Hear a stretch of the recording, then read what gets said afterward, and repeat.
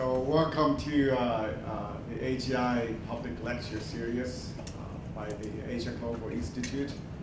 And today we're very happy and fortunate to have Dr. Robert Koopman to speak on challenge to the post-war trade system. So by way of introduction, Dr. Koopman is Chief Economist and Director of Economic Research at the WTO. So his mandate is to advise the WTO Secretariat and member countries. He just told us before while we were walking in here, the WTO has pretty much the consensus decision-making rule for everything. So that has made it very interesting for the WTO to do things, because any member country can actually veto an object. Just imagine, Trump being the president, right? So what that means for the WTO under this consensus decision-making rule. So he joined the WTO 4 years ago as the chief economist and director of research. But prior to that, for 15 years, Dr. Koopman worked as the director of operations and chief operating officer at the United States International Trade Commission.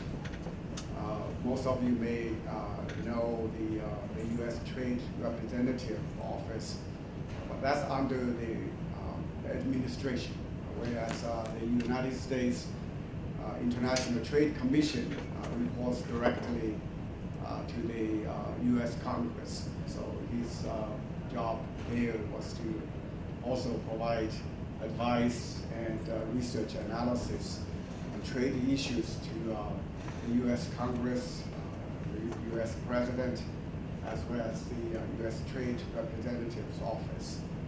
So he has many, many years of experience working on global trade issues, globalization, as well as multilateral and bilateral trade agreements and so on. So he has a whole long portfolio of experience. So today, we're all talking about the future of the multilateral trading systems in the world, in particular with the U.S.-China trade negotiations going on. We're all particularly interested in today's topic. So without further ado, let me give the floor to Dr. Koopman. Let's welcome. It's a great pleasure being here. This is my first time in Hong Kong. I've long wanted to visit, and so I get my wish to visit Hong Kong. I'm here for 2 days and have very little time to see the city, but I'm going to come back. I'm going to give more of a public policy talk today that has quantitative elements, but it's a broad brush talk. There are technical aspects that I can go into if people are interested, or I can follow up with you bilaterally afterwards. But I'm going to basically give you some quantitative insights as to what drives trade growth. And then I'm going to present some various kinds of analysis, and much of that will be large-scale simulation model, global simulation model that looks at potential scenarios around trade conflict, but also the evolution, particularly of China out to 2030 and what that might mean for global trade. One of my challenges when I was with the U.S. government, and I noticed this also when I arrived at the WTO, is that trade policymakers are looking at right now, if they're up to date, but often they're looking at the last 10 years. They're not really thinking about how the world might change in the next 10 to 15 years. And so I've always found it very useful to try to help them think through some of the economic forces that are driving the future of trade. And you'll have to excuse me, I like to walk around, so I hope that's not distracting. So I'm going to give you an update on global trade developments. I'm going to give you an overview of the drivers of trade growth and trade's contribution to growth. And I'll talk a little bit about this global trade model that we've built and how we've developed some future scenarios. I'll look at some trade policy scenarios, in particular around trade conflict. Then I'll talk about China's 2030 and the rebalancing of the Chinese economy away from manufacturing and investment-led growth towards consumption and services-based growth. And that has some pretty interesting implications for future trade. And then I'll make some concluding remarks. So what's happening right now with trade? A couple of years ago, under the China G20 presidency, we developed something called the World Trade Outlook Indicator. It's like a barometer. I assume we'll be changing the name to something like the Trade Barometer. And what we see, this allows us to look real time at what's happening to leading indicators of trade, and it gives us a sense of the momentum of trade. And very recently, we've gone from a number of quarters where we were in the orange to just a little bit in the green to starting to go below trend, which we would say is an indicator that trade growth is slowing. And when you look at some of the trade data, I was just meeting with the chief government economist for Hong Kong, and he was telling me that trade exports were down in the last quarter here in Hong Kong. And this is what we're picking up in our leading indicators. You can see export orders were down. Any of the red arrows show it going down. Air freight was down. Very important element is automobile production and sales. Automobiles are very trade intensive, very GVC, lots of parts and components moving around. And very interesting potential changes in the future from a technological perspective, but also consumer preference perspective around automobiles. But that's another story. And so we see a number of indicators showing red. The merchandise trade volume being up, we think that was largely a rush of exports to get into the US before the tariffs. If you look at what's happened in the last almost 30 years around the ratio of trade growth to GDP growth, what we often refer to as the trade elasticity, this period right in here was what many economists call the long 1990s, where there was China opening up, starting in the 1980s, India opening up, the fall of the Iron Curtain and the European planned economies opening up, and there was this big rush towards globalization, integration, and trade grew about twice as fast as GDP growth. Since the financial crisis, it's been growing at about the same rate as GDP growth, about 1 to 1. So many people are concerned that globalization is in reverse. Last year, it was back at 1.3, and if you go back to the 1960s, and Doug Irwin at Dartmouth's gone back to the 1800s, the long-term trade elasticity is about 1.3 to 1.5. So this period of 2 was extraordinary, and the long-term trade elasticity of trade growth to GDP growth is more in the range of 1.3 to 1.5, and I don't expect us to get back to this period of such rapid integration, because you're not going to see those same kind of events in the future, unless we fragment and then have to go back.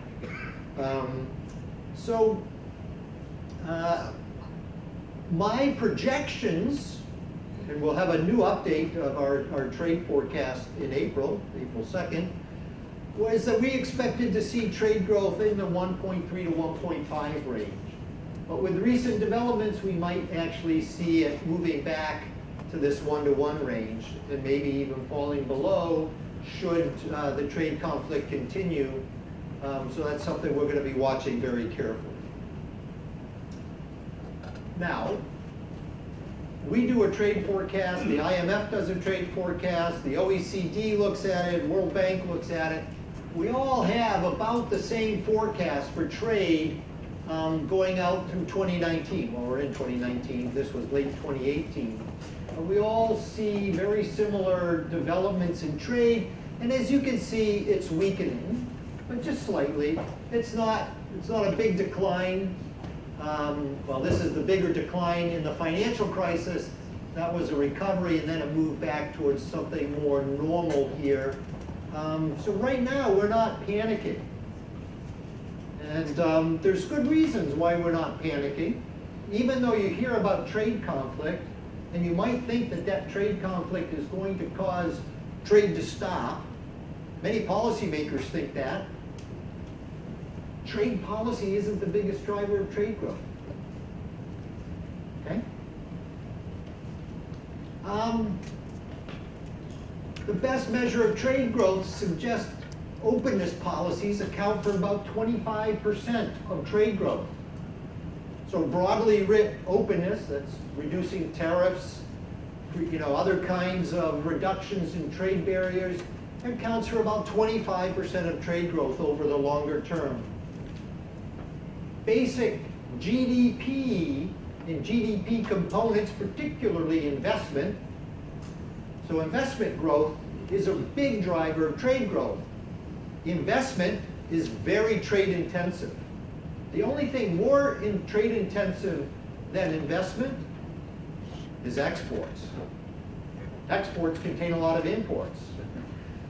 The next most import intensive component of GDP is investment, then consumption, then government expenditures. Makes sense, government expenditures is often on domestic services, okay? Or there might even be buy local policies that limit the direct effects of government expenditures on imported goods. But then there's value chain effects, but that's another talk. The counts of protectionist measures, so I'm thinking of Global Trade Alert, Simon Evenet, his team. They go out, they gather information on measures that they think are potentially protectionist. For years, he's been saying there's been this big accumulation of protectionist measures, and yet we don't see it very correlated with trade growth. Now we may be seeing effects of trade measures having a negative impact on trade growth. Our concern, and this is what I say our concern, that's we at the WTO, but we share this with the IMF and the World Bank, is that the trade measures have an impact, so they'll have a direct effect of about 25% on trade growth, which is not inconsequential. And over the long term, it can be very painful if it slows potential growth. But if those trade measures start affecting business decisions about investments, or consumers start to get nervous about economic growth and reduce their expenditures, then you start to get much bigger effects on GDP and on trade. So the direct effects, and much of the modeling that I'm going to do is going to talk about the direct effects of trade, tend to be smaller than most policymakers think, but the potential negative effects are bigger than they think because they can hit these macro aggregates. And in my conversation with the Hong Kong government economists this morning, they're saying they see decisions, particularly of Chinese companies on the mainland, they're holding off on making investments, waiting to see what happens. So this policy uncertainty with the US could indeed spill over and have pretty much bigger negative effects.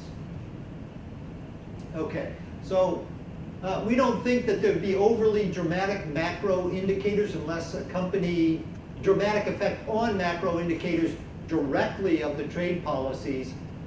What we do expect is that there'll be much more sector shifts. So the trade policy can distort economic activity. So in the United States, you see steel doing well under the Trump administration, but the auto industry not doing so well, right? Agriculture not doing well right now. But so you see sector shifts and trading shifts, so trade partners, trade diversion. So part of my story, which I won't go into in much detail, but what we see as the effects of the trade conflict is reorientation of trade between the US and China away from the direct route, and that other Asian countries would benefit in the medium to long term as supply chains adjust. Mexico would benefit also. And that's another story. The rise of China has had much bigger effects on Mexican growth than on US growth. Many people don't realize that. Okay. Now, do these big models that I'm going to introduce here in a minute work? Well, before I arrived at the WTO, they did a project which related to some work I did back when I was at the ITC. We had a meeting in Shanghai on developing global baselines. So the folks at CEPI in Paris and one of my teammates now at the WTO built this global baseline. They did two scenarios, a high growth scenario and a low growth scenario. High growth is blue lines, the top is GDP, and the bottom is exports. And they did it from 2012 out to 2026. The green lines, can you see the green lines? That's what's actually happened since 2012. So they did this projection starting in 2012 out to 2026. And you can see that it gets wider as you go out, right? Because you have less certainty and there are bigger knock-on effects. But the green lines show that the actual outcomes fell between these two scenarios. And that actual outcomes for GDP have been much closer to the low growth scenario than the high growth scenario. And for exports, it's been closer to the low growth scenario than the high growth scenario. So we're pretty confident that our model can at least get the broad parameters of growth reasonably accurately.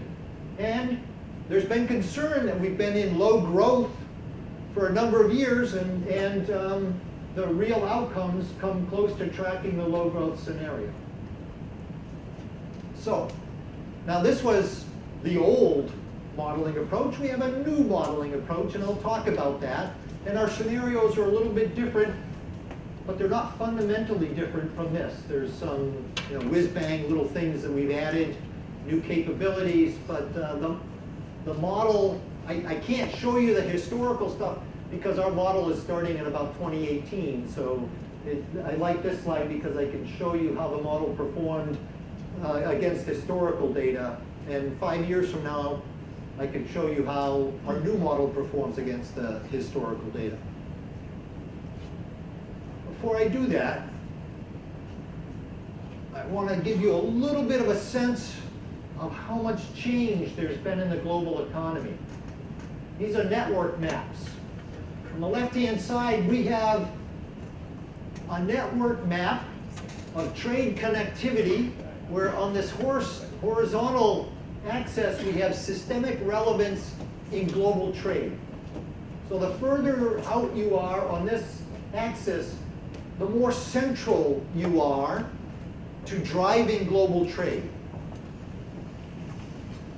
And then there's similarity of trade structure. That's not quite as much interest out of this graph for this conversation. What I want you to see is in 1980, there were a few countries that were very systemically relevant to global trade, and there were a lot of countries that were not that systemically relevant to global trade. By 2014, the whole distribution has started to shift.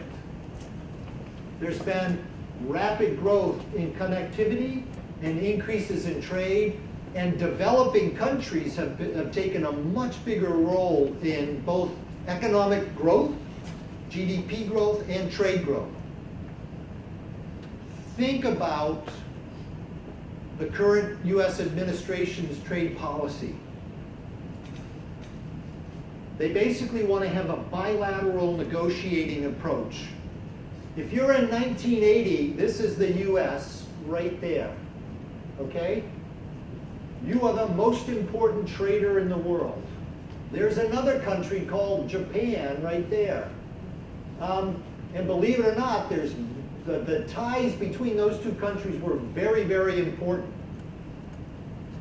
Japan was dependent on the US, and pretty much every other country was not a big player. The US, in a sense, had significant market influence, market power. You get out to 2014, there's the US, that's China. In here, you have a lot more countries. Trade is a lot more diversified. The US still has a fair amount of market power, but it's not 1980, okay? What I find interesting is that many countries seem to be treating it as if it's the 1980s, even though the data suggests that they have a much greater diversity of potential markets to sell to. But generally, people don't want to shift markets. There's costs to that. It's not costless, but it's certainly not the same kind of situation as the 1980s. Yeah. Yeah. So this, yes. So that if I had numbers here, these numbers would be the same. They probably this might extend a little bit beyond, but it's about the same scales of. I'm going to skip this slide. The main points for these next few slides is that trade has been highly correlated with economic growth and reductions in poverty. And I'm careful to say correlated. Causation is very difficult to find here because there's so many other things going on. Usually if countries do good things in trade, they've also done good things in other economic policies. So it's really hard to sort out the direct effects of trade, and it's a controversial field. I'm pretty confident that it is a positive effect beyond correlation. There is causation, but it's not as strong as some free traders would like. There are free traders out there that basically say this is the driving force, and I would argue it's one potential driving force. It's not the only driving force, and you've got to do other things with it. Been a lot of decline in tariffs, but reform has stalled. I'm at the WTO. I like to think that the WTO is central and the most important element of the global trading system. And one fact that might support that argument is that 75% of global trade is traded on WTO terms. 75%, 50 percentage points of that is most favored nation, 0 tariffs. So if MFN is 0, a preferential trade agreement's not going to give you any kind of preference. You're not going to necessarily use it unless there's some non-tariff measures that it helps you get around. And that can be pretty important. I don't want to diminish that. The other 25 percentage points is MFN greater than 0. So it's still WTO terms. And then there's about 25 percentage points where countries are claiming a preferential trade agreement of some sort. It might be bilateral, it might be regional, might be non-reciprocal, like GSP, where trade is recorded under those preferential rates. Much of the decline in tariffs here do come from RTAs or unilateral liberalization. Accessions.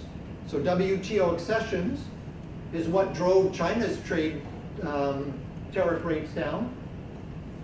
So sometimes if it's an accession, it gets bound at the WTO, but often applied tariffs are below bound rates, and there's still a measure where countries can raise their tariffs.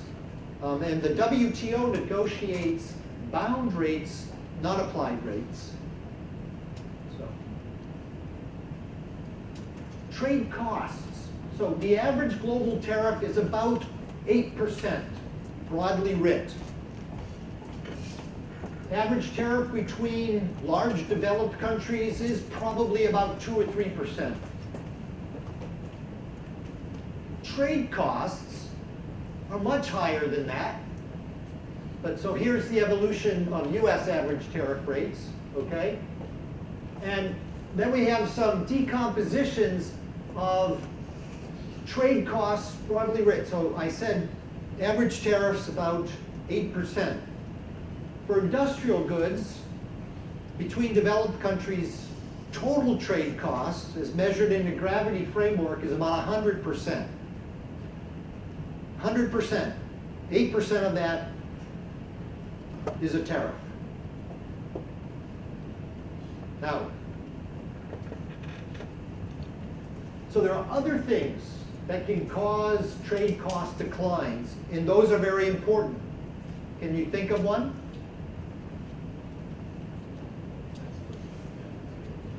Well, transport's not zero, but transport costs have declined significantly, okay?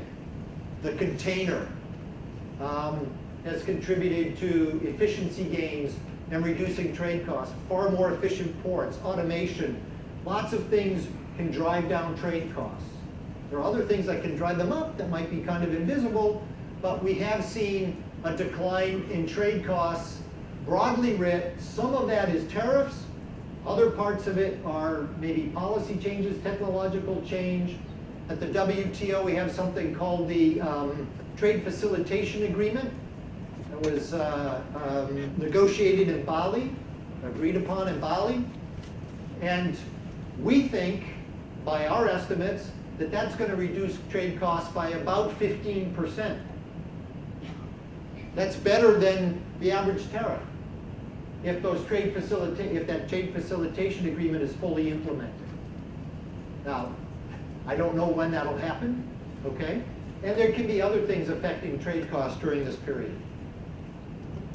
Yeah, so here's some recent estimates that we've done, because we think it's important that we monitor trade costs. And so we're working on developing different frameworks to try to track trade costs by country, by industry, by gender, believe it or not.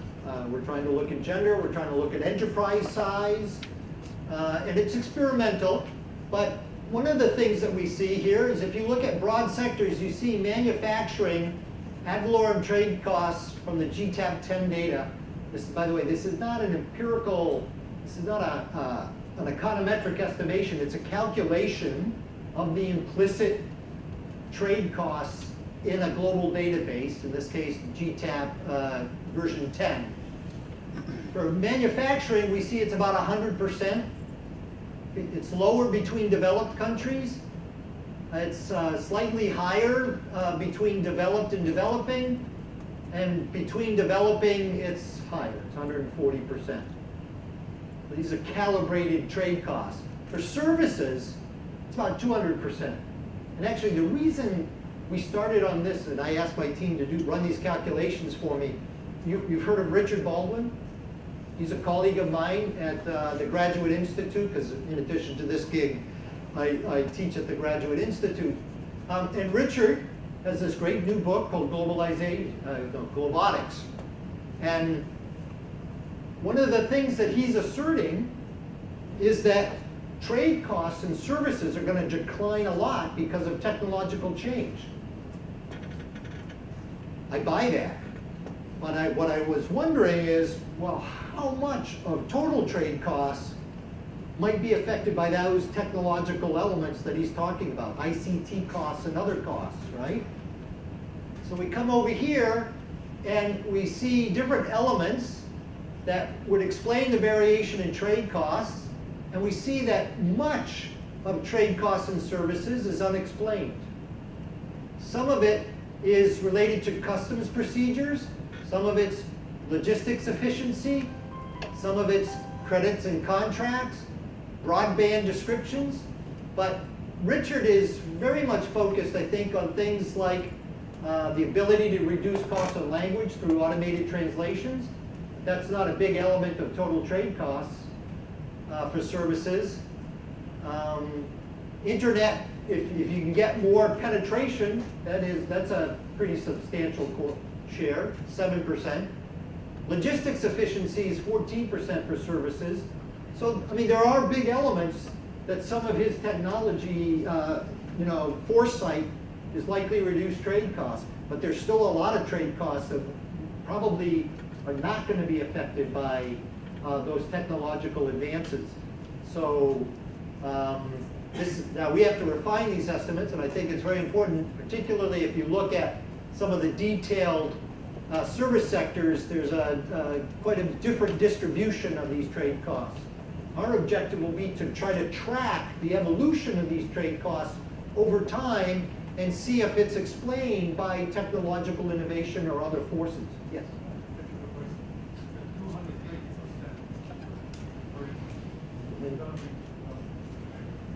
Yes. Does that mean that if I have a product that costs $10, then it costs like $22? Yes. And it's still keep going. Yes. And you can think about this the following way. The coffee growers in, say, Ethiopia, getting a small share of the total value, even subtracting margins, okay, retail margins, of the final product in the final market. That's one way to think of it. All right, so trade costs, important. Policies, remember I said policies that seem to drive about 25% of trade growth? Other elements of trade growth might be related to these things, which may have a policy factor to them, but they may not be a direct, it's not like tariffs. Tariffs, you negotiate the decline in tariffs, whereas many of these things are business innovation, technological change. Those things also drive trade costs, and they're not necessarily policy. Sometimes they are, not always. So these costs that come down? Yes. All right, so we haven't done that matrix. Whoops. This shows trade cost change in the United States. This is a slightly different methodology, but given the methodologies, they're going to be kind of similar. You can see that trade costs declined in the United States between the US and Canada between 1970 and 2000 by 50% in an ad valorem equivalent. And we're running these numbers for this series of GTAP databases, and my guess is they're going to show a similar decline. There is a bit of a problem with this approach in that it can be sensitive to economic growth. So and we have to figure out a way to adjust for this. The financial crisis is going to suggest that there was a big increase in trade costs. And it's not clear to me that that's, a meaningful measure when you get big changes in GDP. So we have to find a way to detrend GDP growth from it. And we're working on that. All right.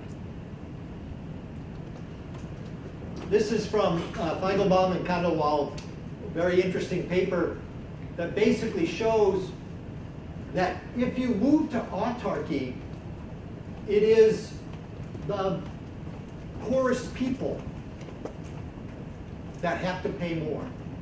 So trade, we use this to suggest that trade is very pro-poor. Because if you run a hypothetical exercise and ask what happens to prices across income distributions, the poor tend to consume more traded goods. Why? The rich tend to consume a higher share of their income on non-traded services. The poor are much more susceptible to goods that are traded across borders. So when you go to autarky, you raise the costs for poor households much more than you raise the costs for rich households. All right, some basic trade facts now. Global trade in 2017, 22 trillion, 17 trillion in goods, 5 trillion in services. Trade conflict with China, US-China trade conflict. It's bad news. It's 3% of global trade. So let's say there's a 15% increase in tariffs between the US and China. It's affecting 3% of trade. So, you know, you multiply decimals times decimals and you get small numbers, and that's what happens when you look at the direct effects of the trade conflict. Now, global automobile trade, 8% of trade, much bigger. You start putting tariffs on automobiles, you're starting to affect a bigger share of trade. And then there's my MFN story. Okay, now I'm going to move to talking about the simulations. And I'm going to go through this a bit fast, because I've, as always, taken more time than I expected. One of the driving reasons that the US administration has taken trade actions that it has is because it's worried about imbalances between the US and China, but it's also worried about imbalances with the US and Europe. So what we find, we do these simulations, but we find that these trade policy actions don't really affect the imbalances very much, if at all.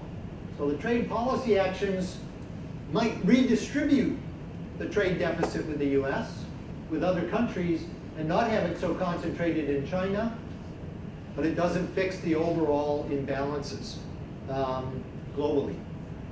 Now, keep in mind that these simulations, these are not forecasts, they're not predictions. If I could do that, I wouldn't be here talking to you, I'd probably be in a penthouse somewhere, drinking a cocktail right now.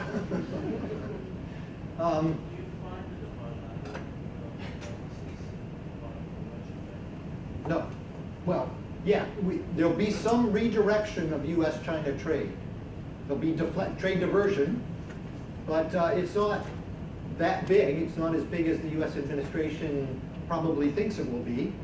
Although the outlines of the agreement that they're trying to reach suggest that they're trying to address that directly with managed trade. But even then, it's that if China's importing it from the US, and the US is maybe reducing its imports from China, the US is going to import it from somewhere else. This is macro, this is savings and investment. If the US really doesn't address savings and investment imbalance, it's just going to be, it's like there's this game in the US called whack-a-mole, where you're trying to whack this little thing that's popping up and it keeps moving around. Unless you address the underlying macro driver of this, you're not really going to fix the problem. So we would keep something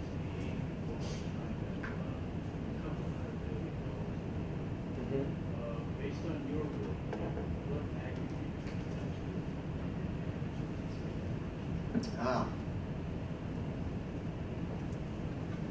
Can I have that conversation with you bilaterally?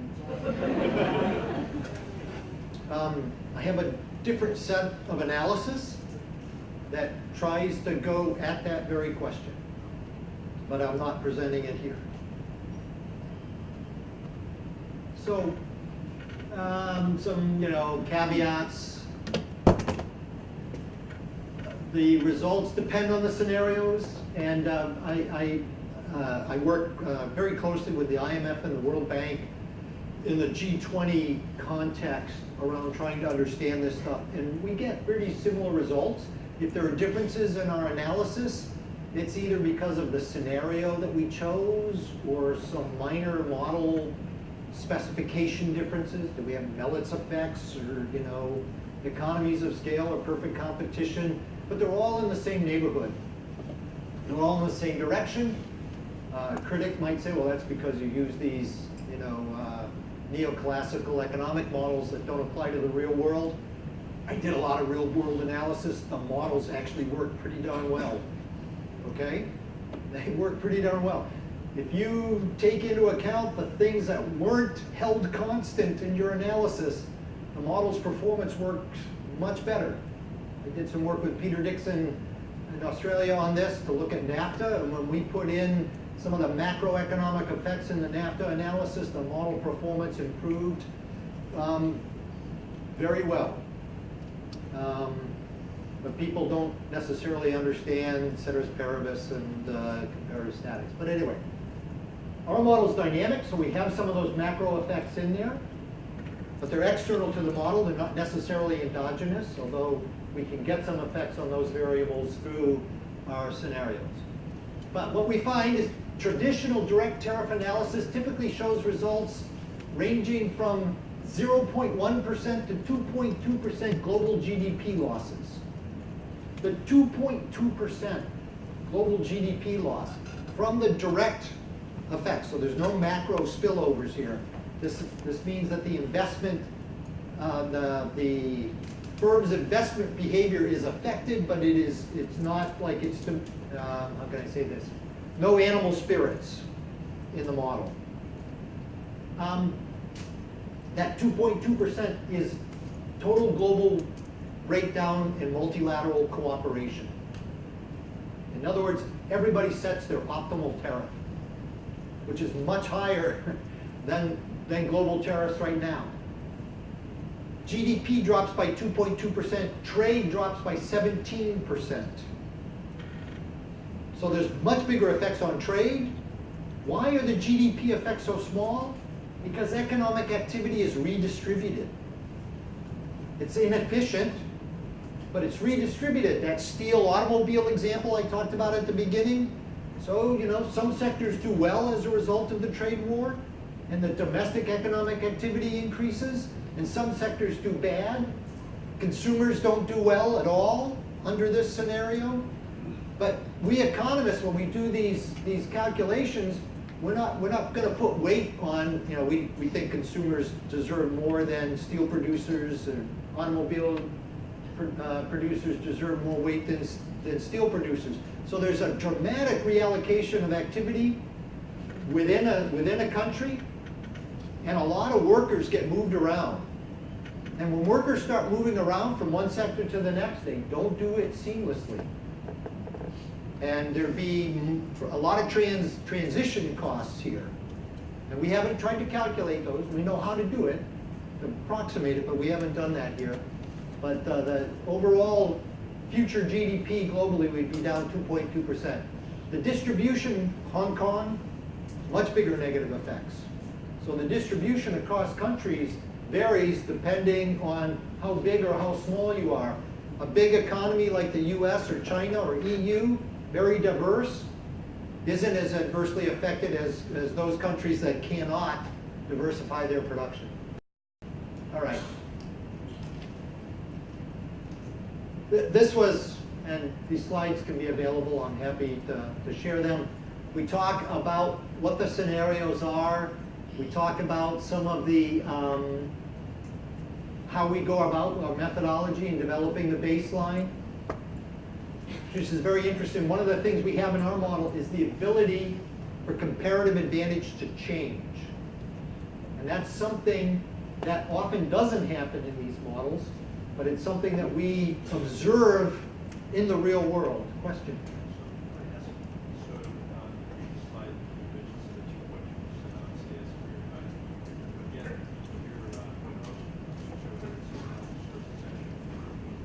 That depends on the scenario. So the 2.2 is the extreme breakdown in global cooperation. There's a net negative effect of 2.2%, but lots of economic activity is redistributed. Okay? Small countries' effects are much bigger. So some countries have GDP declines of 15 to 20%. The 0.1% is I'm trying to think of the steel. So the U.S. steel measures that were put on before the U.S.-China measures. So that's the scenario, that's a result that just looks at one sector with the tariff policies that were put in place on that one sector by the US, and then the response by other countries. So that's a pretty narrow scenario.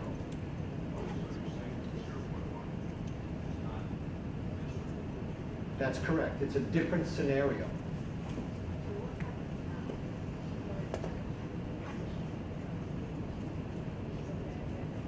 About 0.5%, 0.5. It goes up to about 0.6, 0.7, 0.6.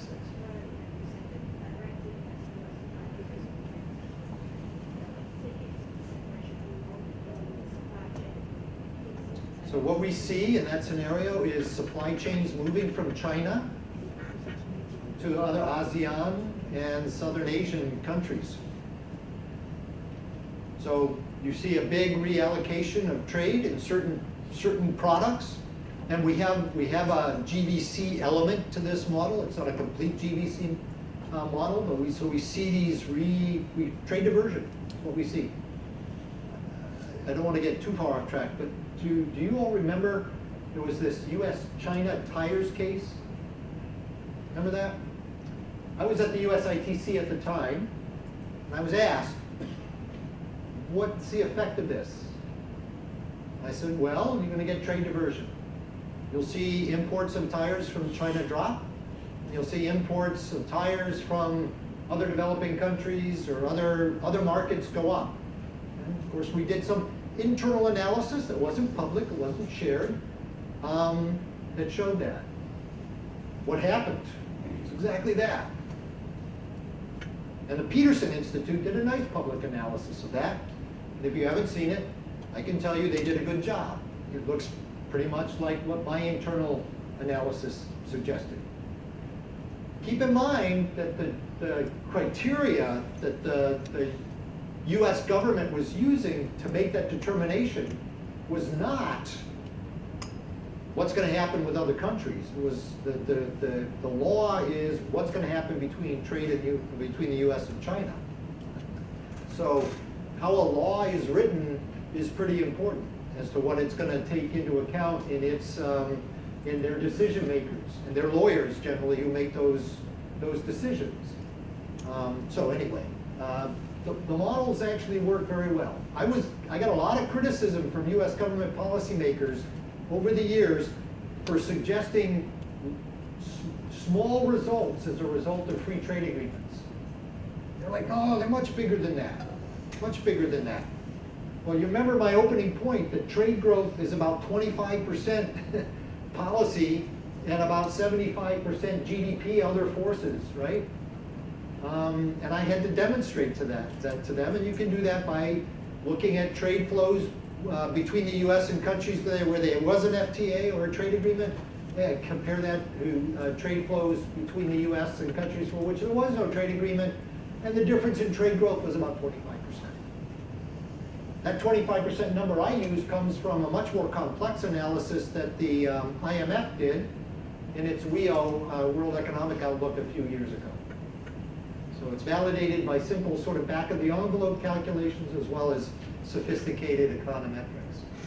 Well, let me get to the results here. Yes.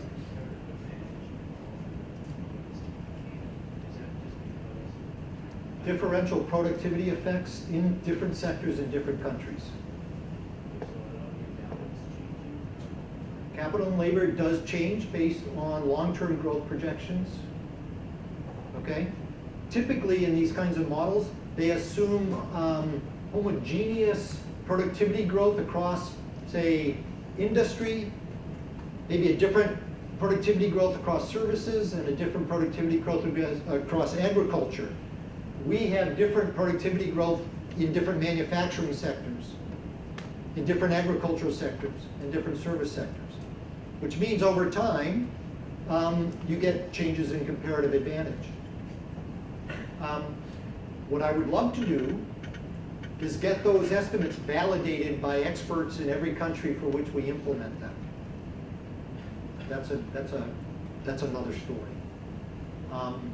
I've done a lot of that work in the US, looking at different productivity growth. There's been a lot of work in Asia, looking at the rise of the Asian tigers in terms of differential productivity growth. It's in the data. Sectors grow at different rates. And if you don't build that into your model, you're giving policymakers well, even more inaccurate information than they otherwise would get. All right. So here's some different scenarios. The blue and the orange show the changes between what the data is for 2018 and what our model projects for 2035 for sharing global trade. And you can see for the US it doesn't change very much when we project out. The share in the baseline, the share of US trade in 2035 is about the same as in 2018. EU, there's a decline, okay? And in China, there's a slight rise. In the different scenarios, I call this the active isolation of the US. This is where, I'm sorry, no, the gray bar is passive isolation of the US. This is where the US basically stops trade agreements. It says we're not going to negotiate any more trade agreements. The rest of the world goes ahead. It's CPTPP, EU Canada, EU Japan. Okay? And you can see that that causes a slight decline in US share of global trade. The EU doesn't have much of an effect. China seems to benefit. Active isolation is where the countries put tariffs on the US. So the US puts tariffs on those countries and they respond. And you can see that it has a big negative effect on the US in terms of its share of trade. It helps the EU, it makes little difference to China. So if you think about this from sort of a game theory perspective, okay, well, this isn't game theory, but if you think of it from a game theory perspective, you know, if the US is going to take action against you, it seems to suggest that your best course of action is to take action against the US. This is not a policy recommendation. I want to make that clear. This is just using modeling to kind of sort out what some of the economic effects might be. All right. Breakdown in cooperation. This is essentially that everybody moves to their optimal tariffs. That's that 2.2% decline. Okay? So I don't have that steel scenario. I don't have an auto scenario. I don't have the US-China in this analysis. That's an approximation of what's going on now, but it's not an accurate measurement of what the US is imposing for tariffs. Okay? Why does the EU shift? It seems to benefit.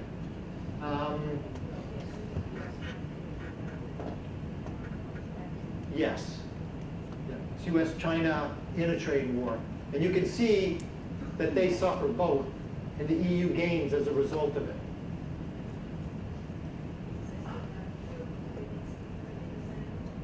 Yes. Yeah. Now, if there's a rebirth of multilateralism and another WTO round and global tariffs are reduced, I can't remember what we chose for a reduction in tariffs, maybe 50%. Globally, you can see that the US does pretty well. The EU doesn't necessarily do so well, but China does okay.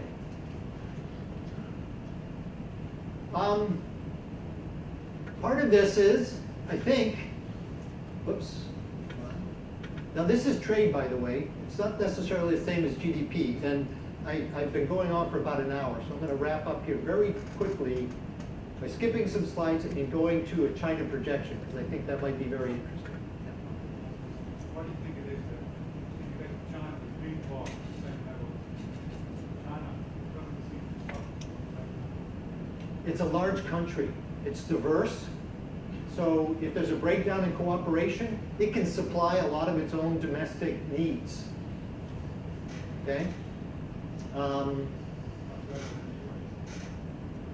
Yeah.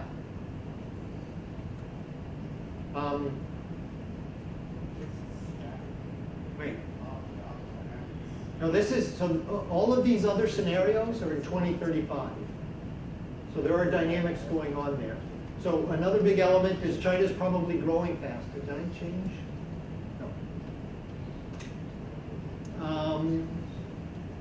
No. Where was I? Okay, you were wondering why China does okay in the breakdown.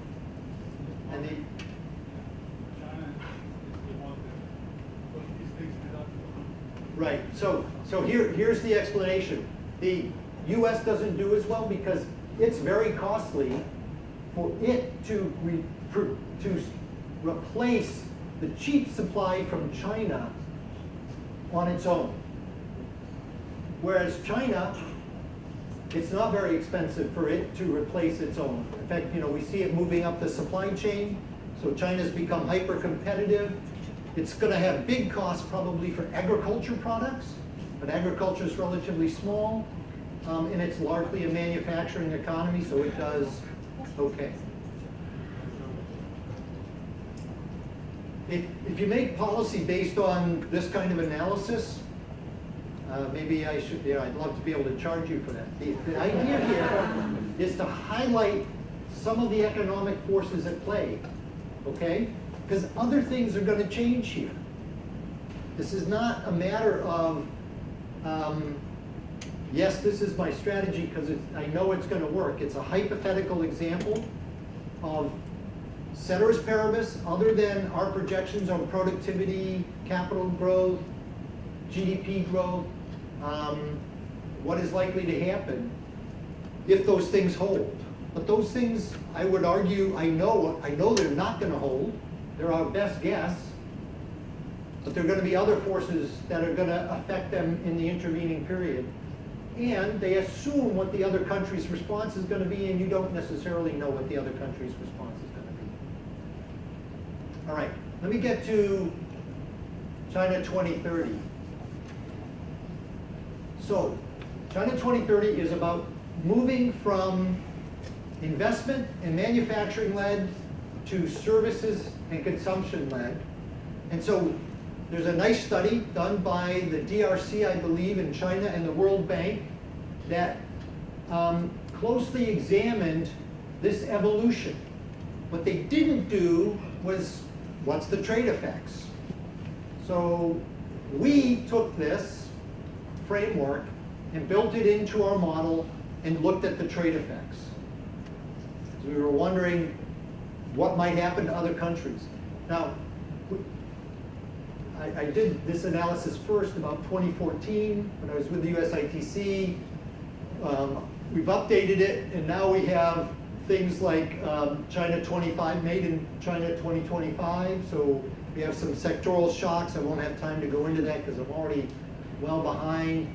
We've incorporated things like falling costs of logistics, communication, potential contract enforcement costs falling because of things like blockchain.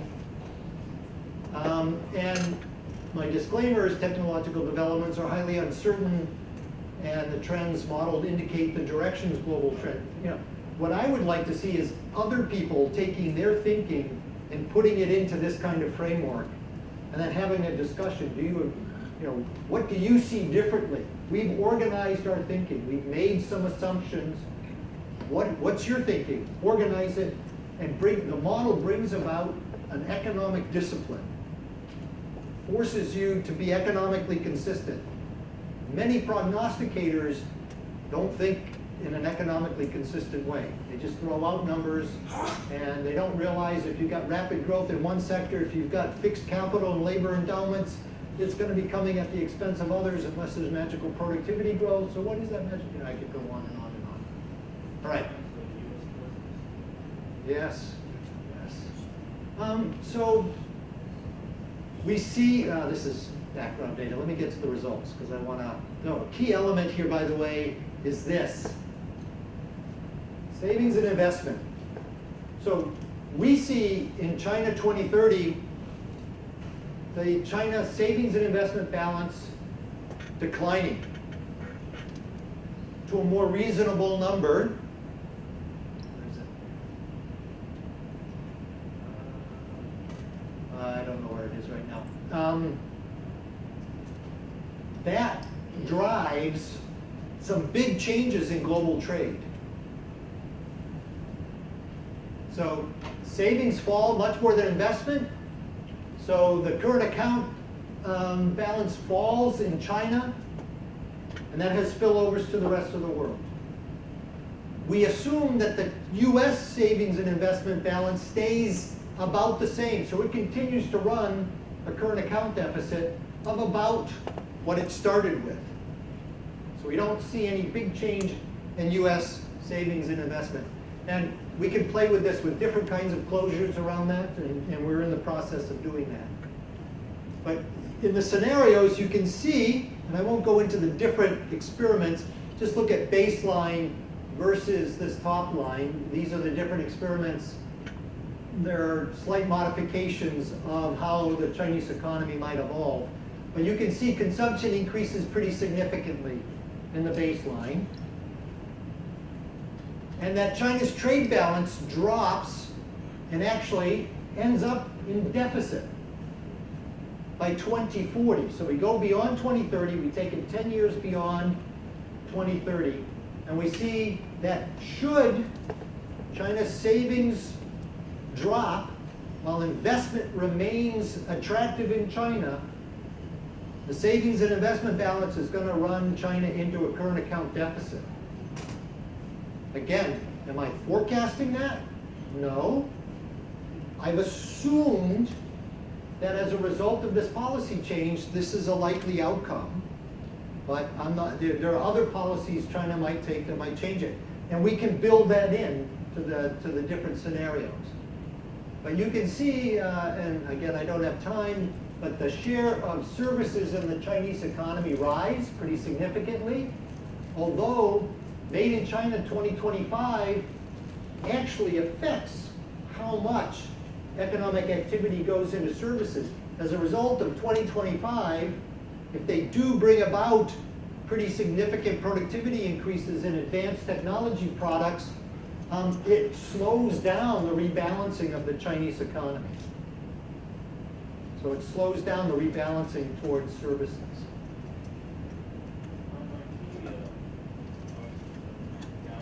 Mm-hmm.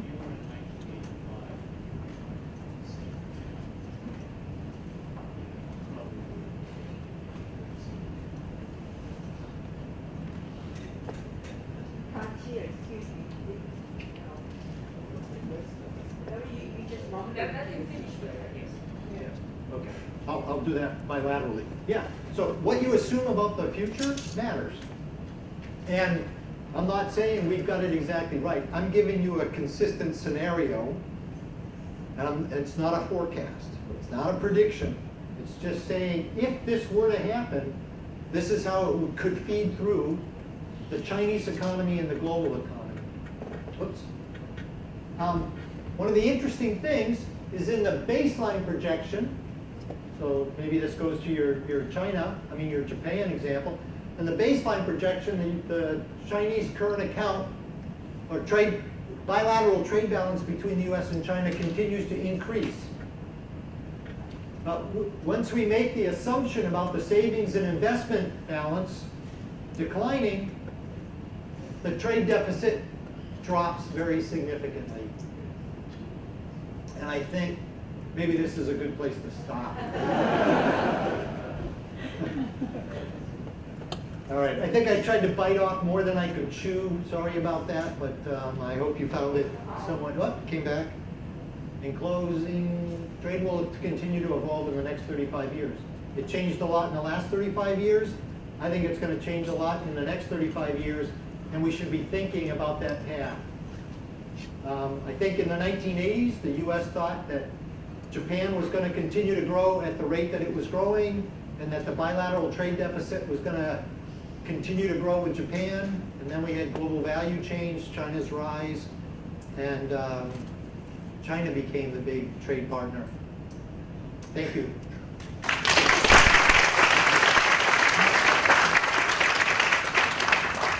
So we have about 22 minutes for Q&As. Okay. Maybe we'll start from there.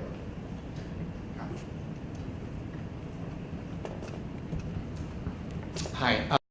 I think in terms of framing the talk about trade, it seems that we implicitly, with all our language and how we're treating it, treat it as a positive good. So we think of it as monotonic, the more the better. Is there a view that there is such a thing as an optimal, like a T-star, that beyond a certain level, that we're not, bringing actual welfare gains to society? I mean, I'm just trying to think of the whole localization movement, right? So I can buy tomatoes, grown from, U.S. over here, and there's going to be a lot of carbon footprint associated with that, or I can, buy the tomatoes here produced locally. And it seems as if the WTO and many other organizations, and I think just generally speaking, not just WTO, but the way that we generally talk about it, we always think of it as being a positive good. But is there like a dialogue going on about maybe thinking about, at some point, do we hit T-star, or maybe for certain products, that we think that there's an optimal amount, and beyond that, trade is actually, bringing us negative welfare effects? Yeah, that's a good question. I think when I first started at the WTO, actually it was in my interview with my boss, Roberto Acevedo. He asked me about trade growth and what can we do to spur trade growth. And my answer was, well, we want to reduce trade costs, and but we should let trade growth grow at sort of a market-driven rate, because there are lots of bad things you can do to stimulate trade growth. You could subsidize exports. You could subsidize imports. I mean, there's lots of ways to raise trade growth. What we want is for trade to occur as costlessly as possible, but at a natural rate. And I say as costlessly as possible. I don't say completely costless. And then the question is, and this goes to Just monetary costs? so no. So then the question is what about externalities? Okay? And there are ways, and people are working on this, how do you bring in prices for carbon and things like that? So, I can think of very bad self-sufficiency things. People in Greenland want bananas. Well, let's not import them from South America. Let's build greenhouses. I mean, so, I do think we need to have ways to incorporate externalities and measure them.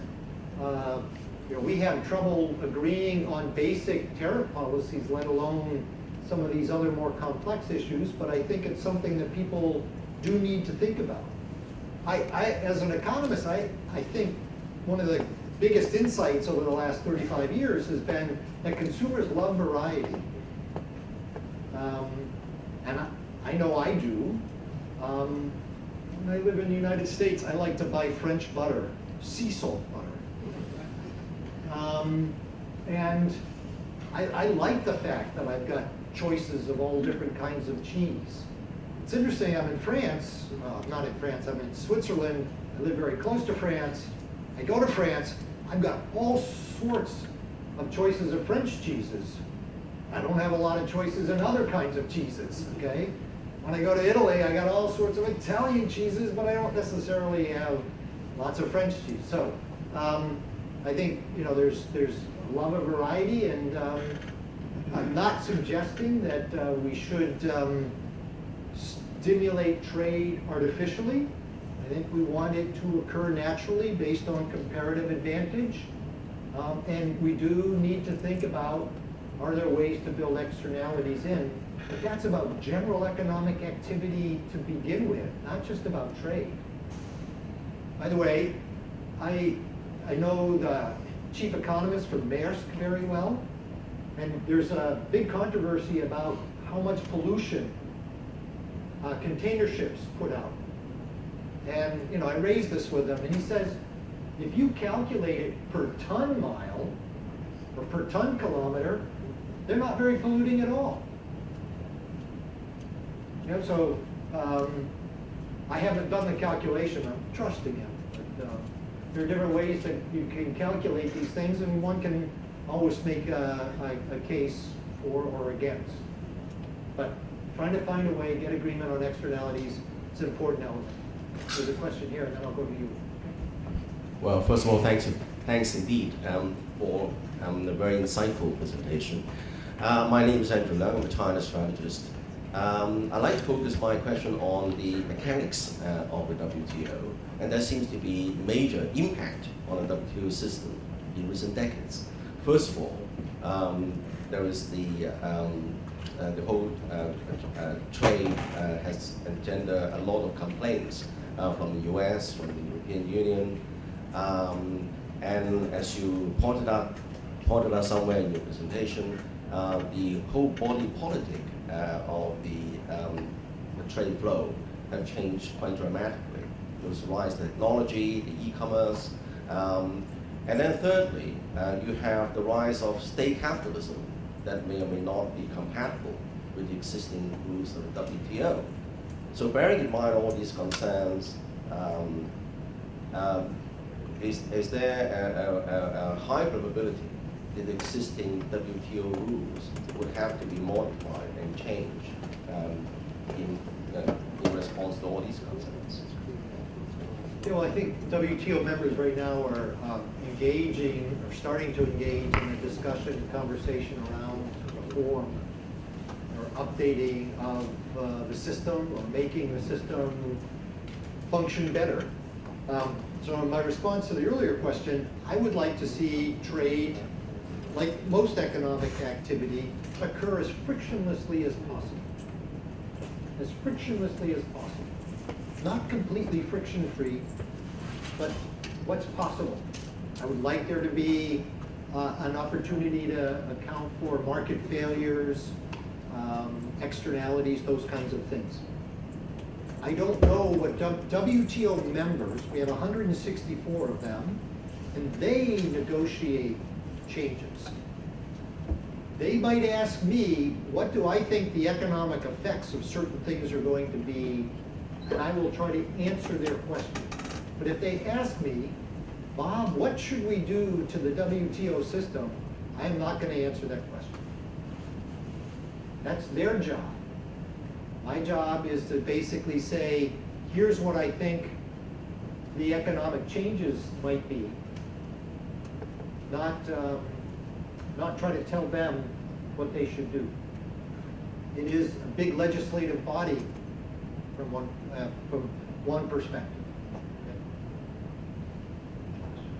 Okay. There?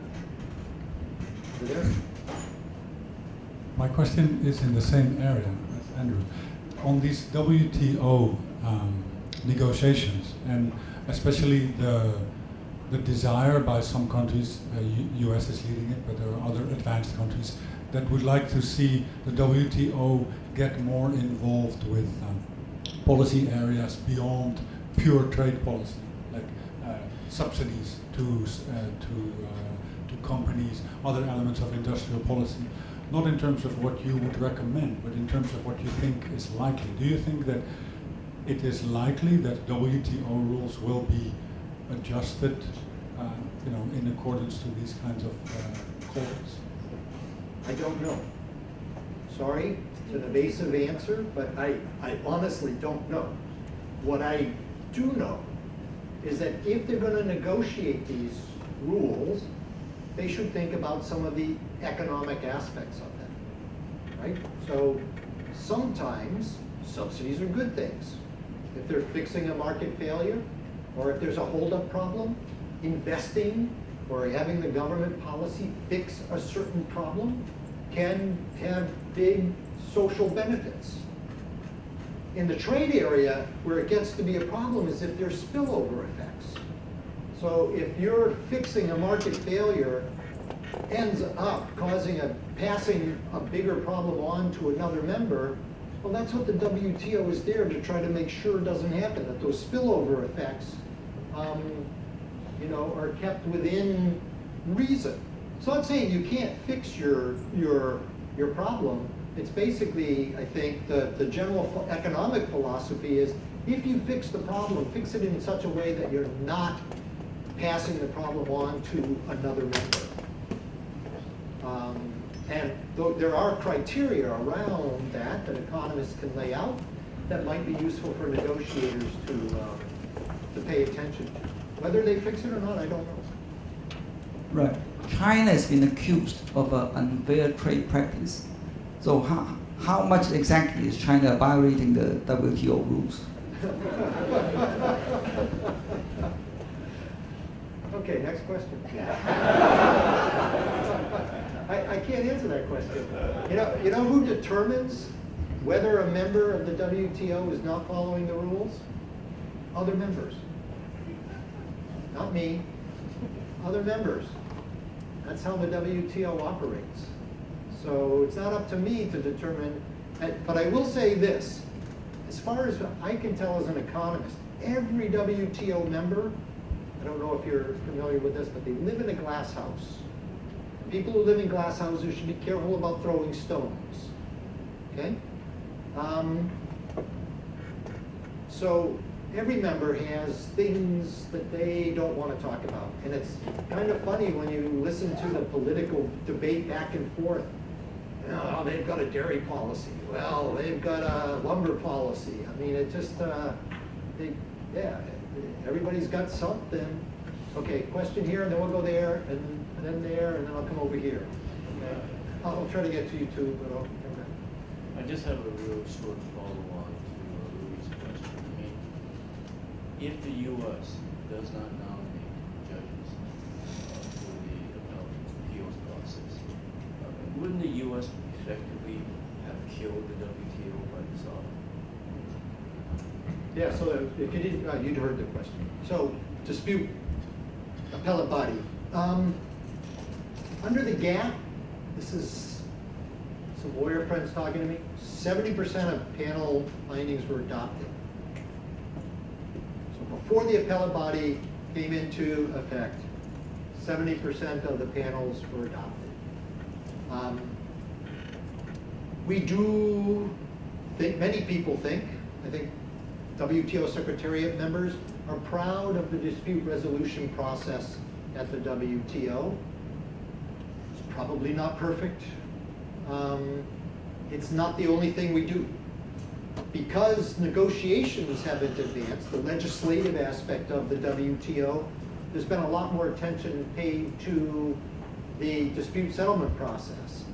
Had their Doha round gone through and there had been big negotiations, probably wouldn't be saying that dispute resolution is the crown jewel. That's a guess. I don't, There's also the transparency aspect. The regular committees are working. People are engaging. There's notifications. There's lots of things that happen. There's discussions about specific trade concerns. Before things get to a dispute, they might get resolved just by discussions among members in the hallway.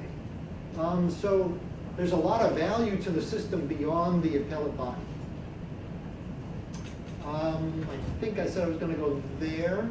No, there, and then over here. Thank you very much for the insightful sharing. I've been learning a bit from the Caliendo and Carroll paper, as well as the Eden and Gordon paper and simulations related to those kinds.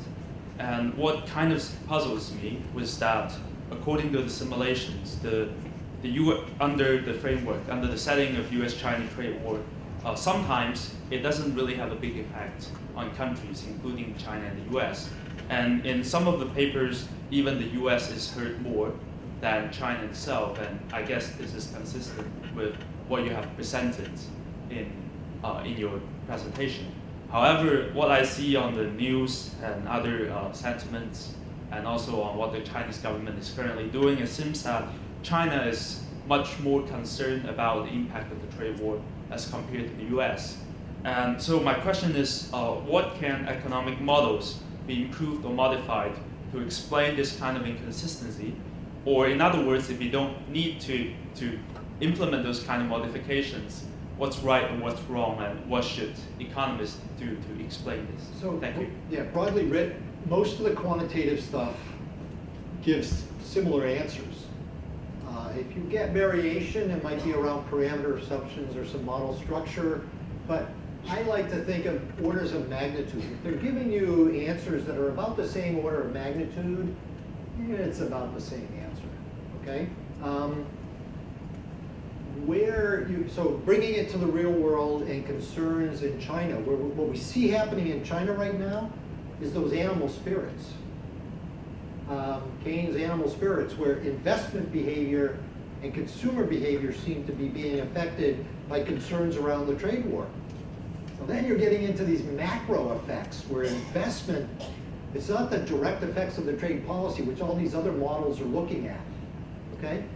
So this model was, the stuff I put up here was all direct effects of trade policy, or in the China example, changes in structural policy combined with a savings and investment change that drove a lot of the results.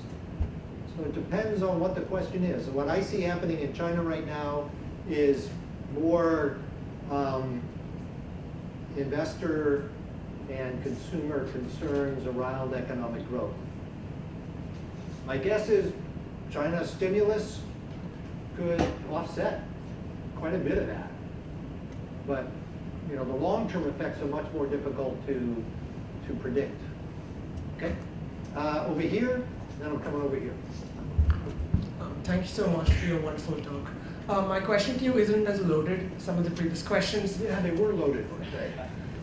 But I do have two questions to ask you. One, you speak about global redistribution of trade upon the imposition of tariffs. So my question is, will it change the 17:5 ratio that you presented of trades in goods and services? And secondly, how would this impact US trade deficit with a country like India, where the trade deficit is majorly due to trade in services and not so much in goods? So we have a World Trade Report last year that looked at the effect of certain kinds of technology on trade growth into the future. And what we think is the technological evolution we see is very consistent with the kinds of thing Richard Baldwin has presented, that it's going to lower services trade costs more than manufacturing trade costs, and you'll see an increase in services trade in the future. But that depends perhaps on e-commerce and digital data flow policies, because one can imagine a world where that is restricted and the trade costs implicitly go up. We're not modeling that.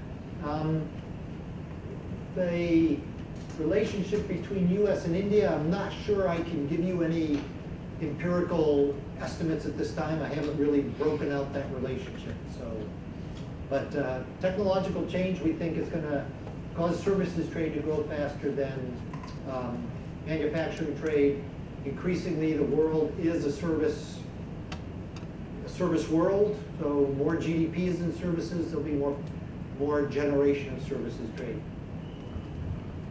Let's go over here. Okay, thank you. I want to, you've outlined the impact potentially, or non-impact of trade wars, of bilateral treaties and so on. In your position as the chief economist for the WTO, do you get consulted by governments and countries? Do they actually look at this advice? I know politics are involved too. But in terms of doing this, because as you said, in some cases, it would be contradictory to what's actually being done in many instances. Yeah, so I have many members, delegation representatives come by and talk about this kind of thing. We have seminars, presentations, but we never will tell a member what they should do. You know, I did this for roughly 30 total years in the U.S. government. I never saw a U.S. government policy driven by any economic advice that I gave. Or, you know, the way that I would suggest economic advice is used in policy development outside maybe of central banks or finance ministries is it gives folks a sense of the potential opportunity costs of different decisions. And that's a valuable role. I have an investment portfolio because I'm getting pretty close to retirement. I don't drive my investment portfolio based on any of the economic modeling. That's not to diminish the modeling. The modeling isn't about optimizing my return, right? The modeling is about bigger economic forces and pictures. Trying to predict a winner in the stock market, it's very difficult. You might pick a sector, but it's often hard to know which firms are going to win there. Thanks. So to return to some of the loaded questions, in terms of the accusations of unfair trade policies by various players, econometrically, have there been any credible attempts to estimate, what is the impact on trade from various administrative procedures or various other? Sure. Right. Yeah. And how reliable have they, in your estimation, have they been? Yeah, there's been a lot of work around anti-dumping, countervailing duties, right? And I think it's pretty accurate generally. There are pluses and minuses here. So the big political economy argument around things like anti-dumping, this is my reading of the literature and my interpretation and based on my experience, is we never would have gotten the Tokyo round without some sort of safety valve for industries out of the US Congress, right? So that's where it gets established. And then I'm riffing or playing off some Doug Irwin analysis that basically suggests that this is a political economy trade-off where you get targeted protection for broader liberalization. And when you look at the numbers for that, so I worked in the US anti-dumping CVD area, right? My goodness, the US has had very broad liberalization, and anti-dumping countervailing duty affects maybe 2 or 3%, maybe 5% of total US imports. Maybe 5%. That's pretty big net gain from that, if the gain was indeed you get no liberalization without that mechanism. And that's a mechanism that many countries, I think, now as an economist, I would say that I think when you do this anti-dumping CVD stuff, you might want to consider the up and downstream effects. They don't, okay? They don't. There's a nice article in 2000, what was that? No, maybe 1998, where Bruce Blonigan from the University of Oregon did a general equilibrium analysis of anti-dumping in the United States. And he found that at the time, it would have accounted for maybe, it would have been like the third largest negative welfare effect out of all US trade policies that were preventing imports. So, as a group, that would be a study that would be very interesting to revisit, and plus looking at what's happening in other countries as they start to introduce this. But, if that Doug Irwin argument around the US applies to other countries, then, it's one of the political trade-offs that one gets in the real world of trade negotiations.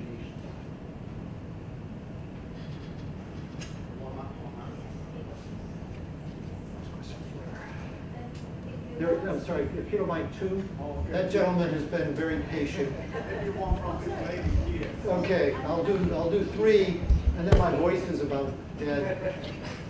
If you don't use your simulation models, so the models that you've done on your investment decision-making process, then what are you basing? What is your reference base for your investment? So there is a bit of there's an investment market with rates of return that are generated in the model. It's reasonable over the long term, but we are trying to work more closely with the IMF to come up with better sort of macro aspects to that kind of modeling. There's a whole field called DSGE models, and we're working on that. But it's a reasonable approximation. Not a lot of it's driven by macro assumptions, but around a scenario there is a reallocation of investment. But what you don't get are the animal spirits. Okay, so you don't get the spillovers from the trade policy having a big holdback effect on investment. There and then here. First of all, thank you for your presentation. It was very comprehensive. I work in the government for RTA and FDA matters. We have visited, US and China and EU are big players in global trade, and we have gone through some of the trade impact for the China-US trade war. How about the EU side? Say, for example, have WTO run any models or forecasts for like hard Brexit?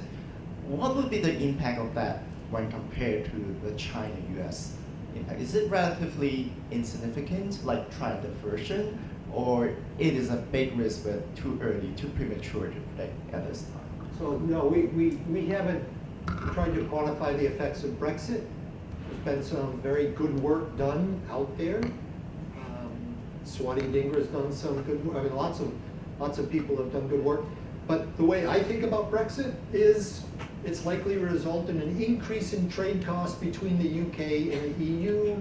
If there's an increase in trade costs, we know that their trade between the two groups will be diminished. Are there ways to get around that? There may be. They could reach an agreement that prevents that from happening. Technological change. There's lots of things that could happen there. But the very upfront thing that stares at me as an economist is trade costs are going to go up. Therefore, I would expect trade to decline. There will be some inefficiencies. Therefore, I expect GDP to decline. And I could build a model that would give more precise estimates, but other people have already done that. All right, hopefully this is the last question, and thank you very much for a comprehensive analysis on growth. Have you done similar analysis on inflation? Because we notice now the global growth has slowed down, but the inflation doesn't seem to have picked up. But the theory suggests that when the comparative advantage thesis is being diminished, then the inflationary impact would be quite significant. But have you done that analysis, and where can we find those? Yeah, boy, that's a big question, right? So in the last 3 years, I've been invited to all sorts of central bank conferences. They're trying to figure out what's happening to the Phillips curve, right? Where's this unemployment inflation trade-off? We don't seem to see it. Why am I getting invited? Because they think a source of it is globalization, where supply is no longer, the supply curve a country's looking at is no longer necessarily its own supply curve, but it's augmented by global supply chains and global supply curves. I'm making a simplistic characterization here, but I think that's a reasonable one. And so you don't seem to be getting the same kind of inflationary impact as countries approach their potential as we saw in the past. So is that sustained? I don't know. I mean, another argument is globalization and technology, right? So technology could be doing some of this also. I'm a micro economist that plays in a macro world with these models. But I'm not a full-blown macro economist. But I've had to learn a lot and work very closely with the IMF in trying to understand these things. And I can just tell you that the three Bretton Woods institutions are all very concerned and very interested with things like what's happened to the relationship between unemployment and investment, what's the role of trade policy. I want to close, even though it's not a question.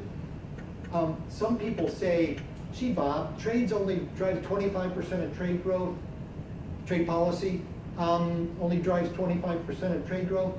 Why do we care about trade policy? Because of long-term growth.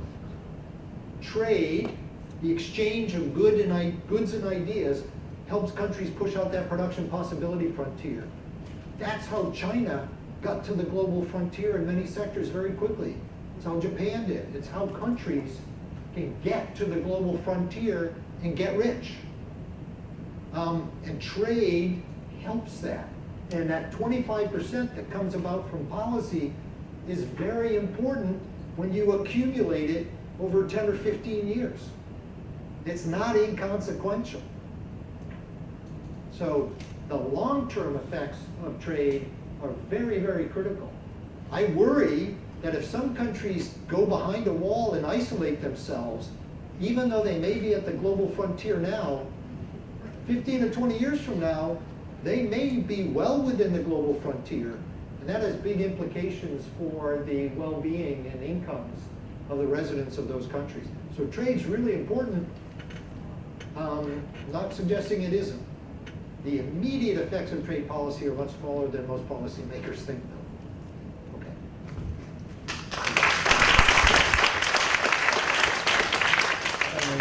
Let me also add that for Hong Kong youth, it's very important to have globalization and free trade going, because the Hong Kong youth budget depends very much on trade flows going through Hong Kong. So we worry about the impact of those trade policies, especially the US-China trade war.